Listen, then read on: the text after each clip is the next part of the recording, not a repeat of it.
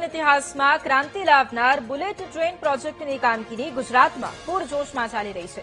પ્રધાનમંત્રી મોદીના dream project તરીકે ઓળખાતો આ મહત્વાકાંક્ષી પ્રોજેક્ટ અમદાવાદ અને મુંબઈને હાઈ સ્પીડ રેલ નેટવર્કથી જોડશે। ત્યારે આ પ્રોજેક્ટની પ્રગતિની સમીક્ષા કરવા ગુજરાત ભાજપના સહપ્રવક્તા ધવલ પટેલે વાપી બુલેટ ટ્રેન સ્ટેશનની મુલાકાત લીધી હતી, જ્યાં તેમણે ચાલી રહેલા કામોનું નિરીક્ષણ કર્યું।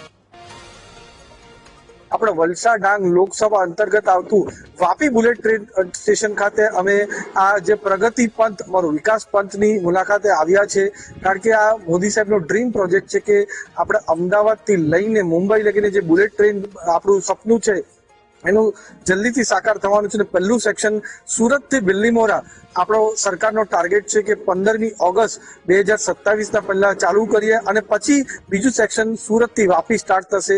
તો આ પૂરા વિસ્તારની અંદર જે આપણા લોકો ટ્રાવેલ કરે છે એમને ટ્રાવેલમાં પણ એકદમ એમને સેફટી મળશે, સાથે સાથે સમયમાં 15 થી 20 મિનિટની અંદર જ સુરતથી બિલ્લીમોરા અને 25 થી 30 મિનિટમાં સુરતથી વાપી પણ પહોંચી હશે।